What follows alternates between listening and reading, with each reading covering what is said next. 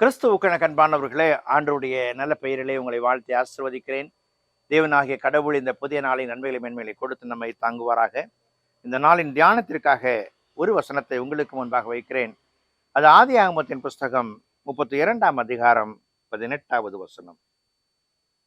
இது உமது அடியானாகிய யாக்கோபுடையது, இது என் ஆண்டவனாகிய ஏசாவுக்கு அனுப்பப்படுகிற வெகுமதி.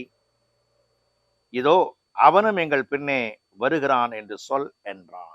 அன்புக்குரியவர்களே, இந்த ஆதியாகமத்துல ஒரு மிகப்பெரிய சரித்திரம் உருவாகிறது என்று சொன்னால் அது யாக்கோபு ஏசாவை வைத்துதான்.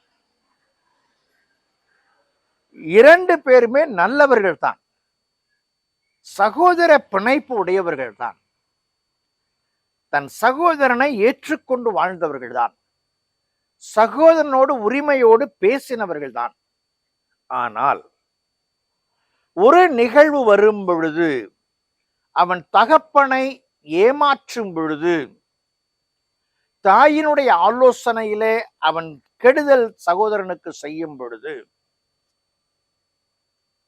இருவருக்கும் பகை ஏற்படுகிறது. அந்த பகையிலே இவன் பிரிந்து போய் விடுகிறான்.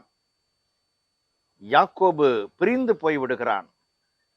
அந்த பிரிந்து போன அவன், அன்றைக்கு பயந்து போன அவன், தன் சகோதரன் ஏசா கொலை செய்து விடுவானோ என்று கலங்கின அவன், இப்பொழுது அநேக ஆஸ்திகளோடு வரும் பொழுது சகோதரனுடைய கோபத்தை தணிக்க வெகுமதிகளை அனுப்புகிறான். He sends the gifts to his own brother.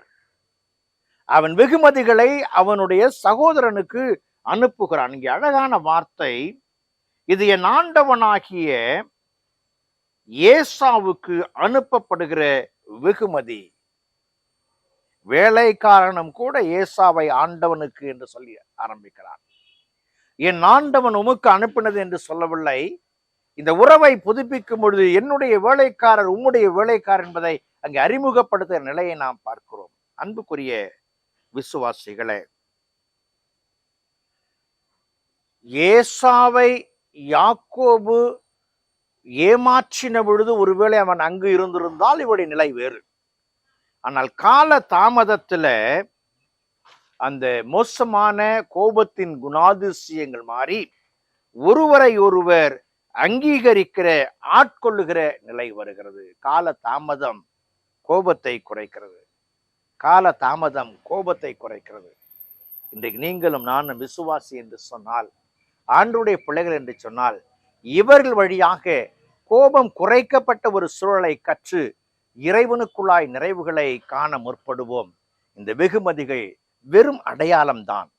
ஆனால் ஆத்மார்த்தமான தன்மை, கோபம் குறைந்து அன்பு அங்கே வெளிக்காட்டப்படுகிறது. அந்த அன்பை வெளிக்காட்டுவோம். இறைவனுக்குள்ளாய் மகிழ்ந்திருப்போம். கடவுள் நம்மை நடத்துவார். ஜெபம் செய்வோம். பரிசுத்தமும் கிருபையும் நிறைந்த நல்ல இயேசு சுவாமி, இந்த நாளுக்காய் இந்த விளைக்காய் நன்றி செலுத்துகிறோம். ஏசா யாக்கோபத்தில் இந்த கோபம் மாறும்படியாக அவன் தூரதேசம் சென்று திரும்ப வரும் பொழுது வெகுமதியாக பலவற்றை கொடுத்து அந்த அன்பின் உறவை புதுப்பிக்கிறார். நாங்களும் கூட உம்மிடத்துல கற்றிருக்கிற இந்த அன்பின் உறவை எங்கள் சகோதரத்துல காண்பித்து புதிய உறவை ஏற்படுத்தி உங்கள் நாமத்தை மையப்படுத்த உதவி செய்யும், பயன்படுத்தும். இயேசுவின் ஜெபிக்கிறோம். ஜெபக்குள்ள பிதாவே, ஆமென்.